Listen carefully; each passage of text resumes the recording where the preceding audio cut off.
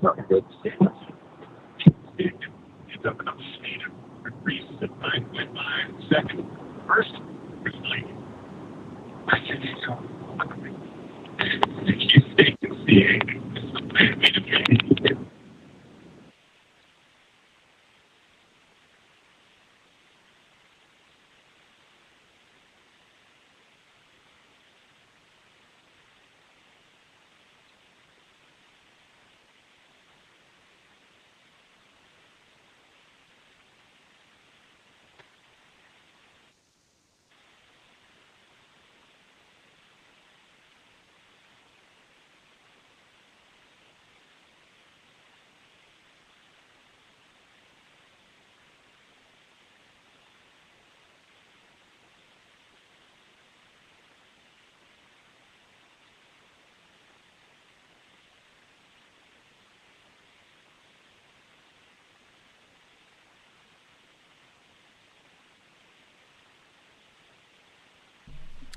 Good evening. I'm going to call to order the October 9th, 2025 regular board meeting to order, and please stand for the pledge. I pledge allegiance to the flag of the United States of America, to the republic for which it stands, one nation, indivisible, liberty and justice for all. Can we have the roll call, please? President Ruffing, Here. Vice President Ansier, absent. Commissioner Balakrishna, Here. Commissioner Jacks, Here. Commissioner Janner, absent. Commissioner Riswald, Here. Commissioner Thompson. Here. President Ruffing, I've been informed that Commissioner Janner has requested to participate remotely due to business purposes. Move to allow remote meeting participation of Commissioner Janner per Section 7 of the Open Meetings Act. Second. Roll call, please. Commissioner Thompson, Yes. Commissioner Balakrishna, Yes. Commissioner Jacks, Yes. Commissioner Riswald, Yes. President Ruffing. Yes. Commissioner Janner, can you hear us? Yes, thank you. Great. Okay, at this time, I'm going to invite...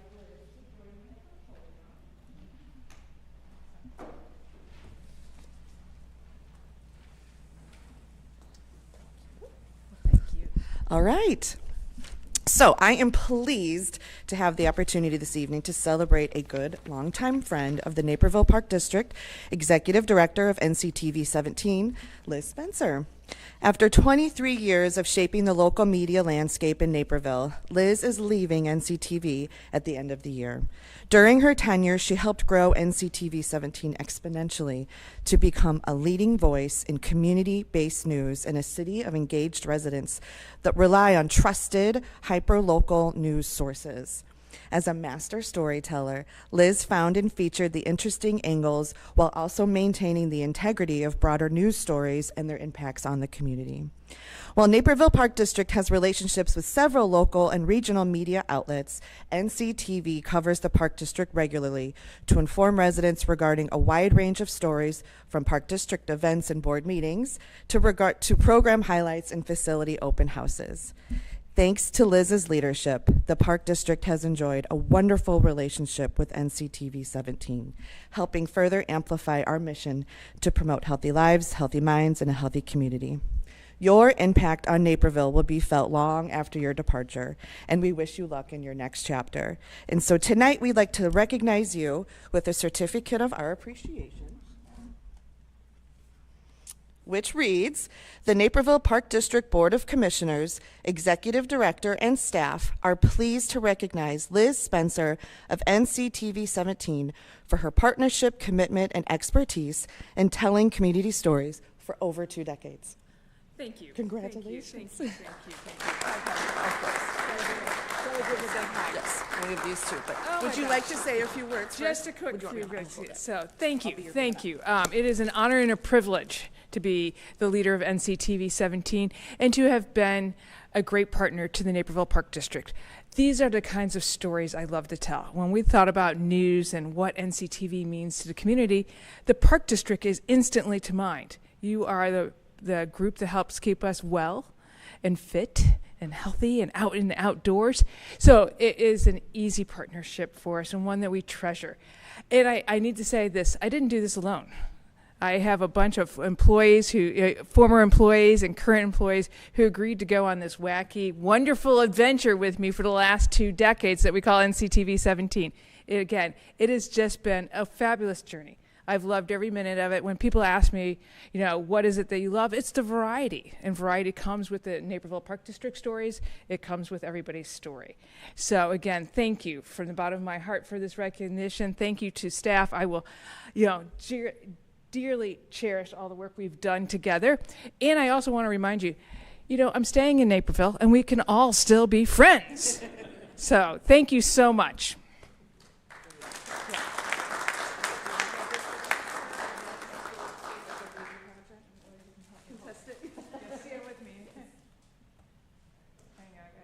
I've got my brother in charge of other photos for Liz.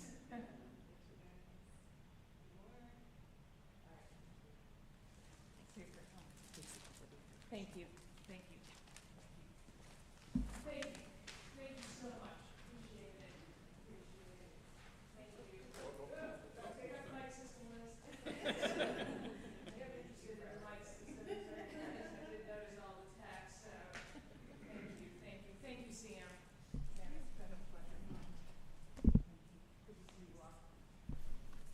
Great. Okay, Patrick, do we have any matters from the public? We do not. Great. All right, so we will go on to updates and reports, starting with Riverwalk. The Riverwalk Commission met yesterday, October 8th, and the Planning, Design, and Construction Committee met on September 30th. The meetings focused on project updates and our continued review of the 2031 Master Plan. The next Riverwalk Commission meeting is scheduled for November 12th at 7:30 a.m. at the Municipal Center. Next is Finance, and there's no report. Next is Legislative. No report. And then next up, Parks and Rec. The Parks and Rec Committee met today, October 9th, before the main Park District meeting, or Park Board meeting. Several things were covered in new business, including the 2026 Naperville Art Forum proposal and Naper Settlement's 250-year exhibit outposts. And then there were several updates provided for the different divisions, and some of those include the Halloween happening planning that is happening soon, and Magical Starlight Theater auditions.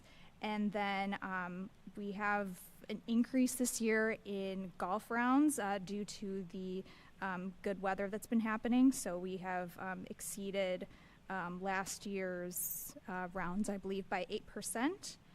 And also the Parks Department reported on renewal contract for OpenGov.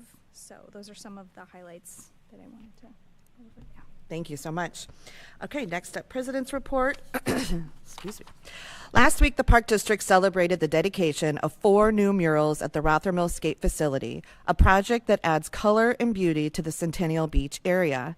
I'm so grateful to everyone who attended, including Vice President Ann Sear, Commissioners Thompson and Bella Krishna, other local elected officials, and of course, the dedicated Park District staff who helped make the project possible. And of course, it was an honor to partner with Max's mission. Thank you for trusting the Park District with this project that will mean so much to so many members of our community. As will be mentioned shortly, we have several upcoming open houses where residents can learn more about the potential referendum. Our first open house took place last week, and I genuinely appreciated all the conversations. Thank you to the community members who spent time with us and shared their thoughts. Community feedback is the most important part of this process, and I encourage everyone to attend an upcoming open house or complete the forthcoming survey. And then there are no milestone staff anniversaries to mention in October. And now I will pass it off to Executive Director Brad Wilson for his report. Thank you, President Ruffing. As President Ruffing mentioned, the Naperville Park District is hosting several open house events this month regarding a funding proposal and a potential referendum that could appear on the March 2026 ballot. Residents are invited to attend one of the events to learn more and ask questions. The remaining community open houses will be held on Saturday, October 11th, Wednesday, October 15th, and Tuesday, October 21st.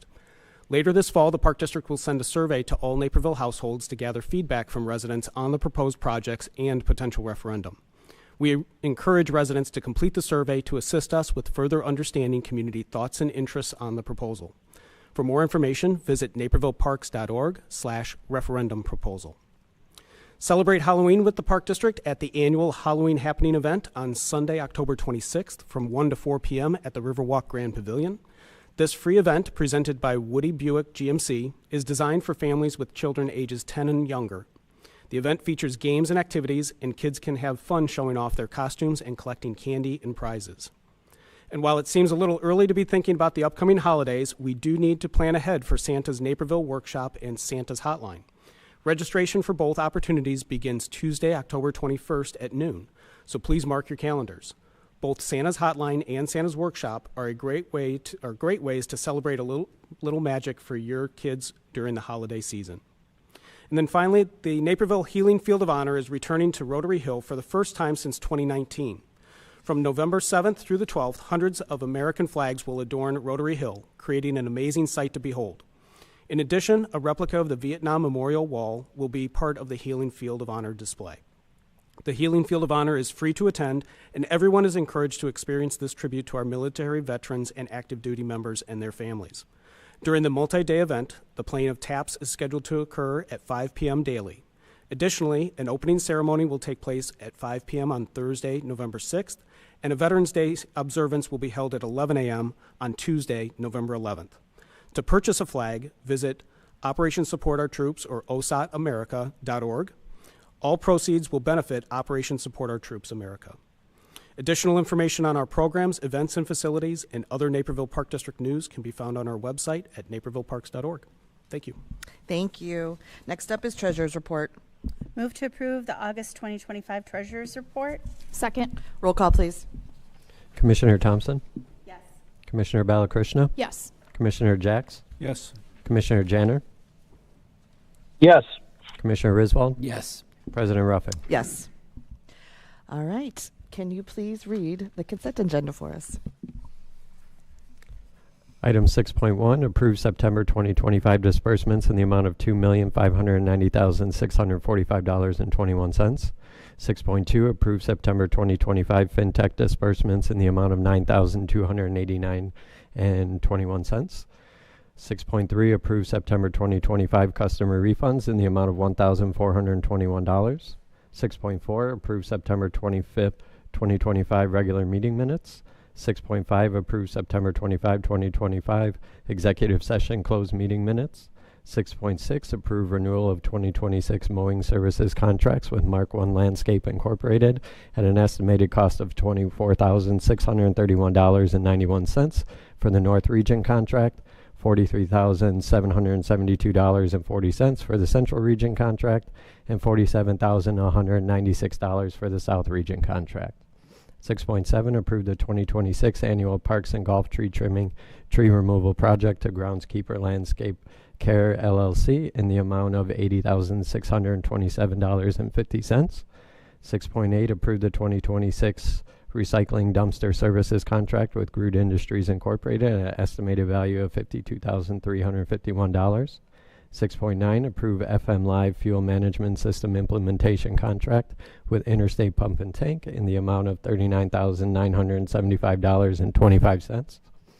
6.10, approve the purchase of one 2025 John Deere 5067E utility tractor at a cost of $42,245.51 from AHW LLC, procured through the district's membership in the Sourcewell Purchasing Network.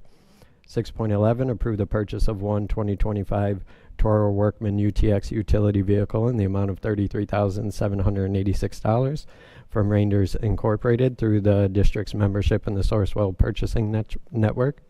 6.12, motion to waive competitive bidding and to approve the purchase of one 2025 Trimax Pegasus 493 pull-behind mower in the amount of $60,129.90 from Rebels Turf and Tractor. 6.13, adopt the updated non-tax revenue plan. 6.14, adopt the updated recreation programming plan dated October 9, 2025.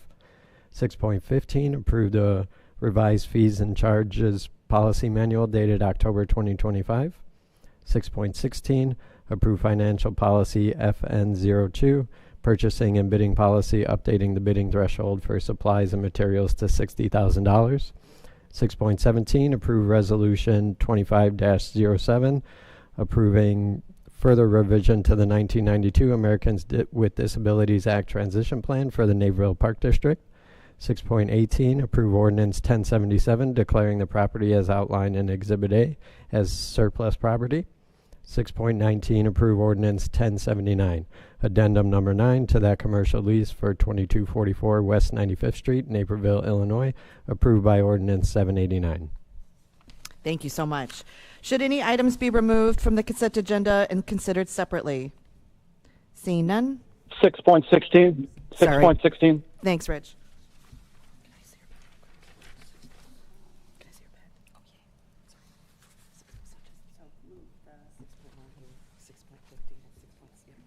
Move to approve 6.1 through 6.15 and 6.17 through 6.20. I'm sorry, 6.19.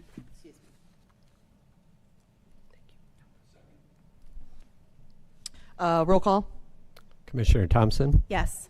Commissioner Jacks, Yes. Commissioner Balakrishna, Yes. Commissioner Janner, Yes.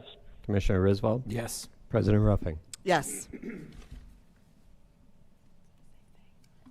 Move to approve the consent agenda items 1.6 through 6.1 through 6.15 and 6.17 through 6.19. Second. Voice vote, all in favor? Aye. Okay, now Aye.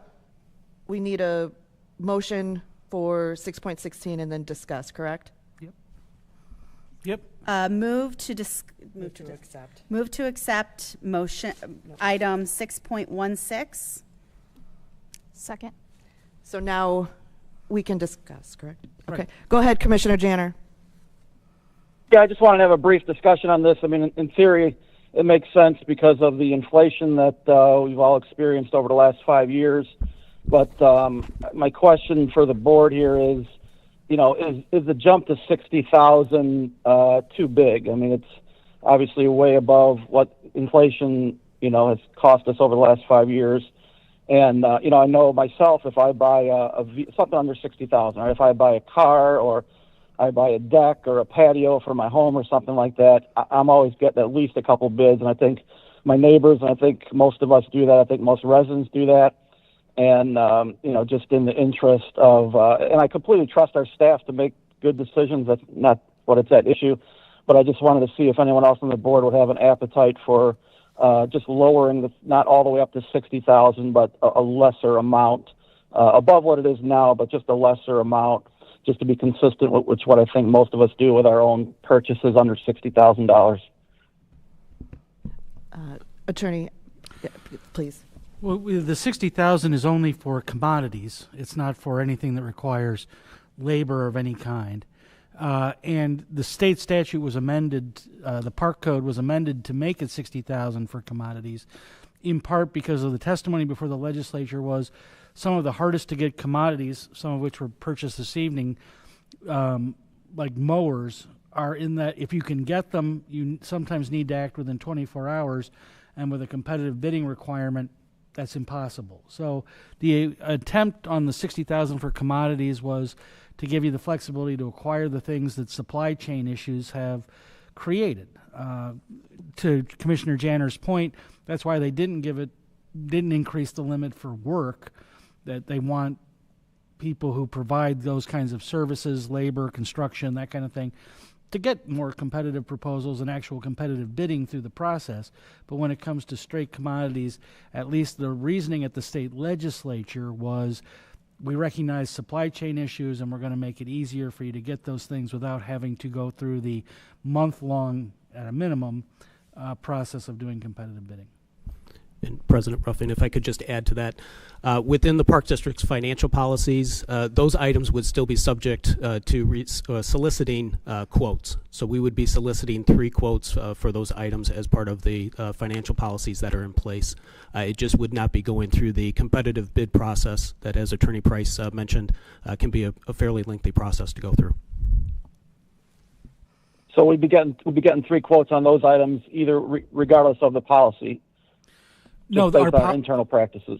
our internal policy says 3 quotes, even though we're not doing a competitive bid. A competitive bid involves a 10-day calendar notice in the paper and then bid procedures with an opening, bonds, and some other things, whereas reaching out to 3 different vendors to get competitive proposals and then picking one, that's what our internal policy requires. It doesn't what this would alleviate is the need to publish in the paper, wait the 10 days, and then go through the formal bid review process of responsiveness and responsible bidders. Okay, that makes sense. Thank you. Would any other commissioners like to ask questions or voice? Okay. All right. So we can go ahead now to roll call. Yep. No, you're good. We already did the motion, so just go ahead, roll call, right? Right. Commissioner Thompson, Yes. Commissioner Jacks, Commissioner Balakrishna, Yes. Commissioner Janner, Yes. Commissioner Risvold, Yes. President Ruffing. Yes. Move to approve the consent agenda 6.16. Second. All in favor? Aye. Aye. Okay. Aye. Thank you. Our next regular meeting of the Board of Park Commissioners is scheduled for October 23rd, 2025 at 6:30 p.m. here at Fort Hill, and we will be moving into executive session. Move to adjourn to executive session to discuss land acquisition per Section 2C5 of the Open Meetings Act. Second. Roll call, please. Commissioner Thompson, Yes. Commissioner Balakrishna, Yes. Commissioner Jacks, Commissioner Janner, Yes. Commissioner Risvold, I think I'm outvoted, yes. President Ruffing. Yes.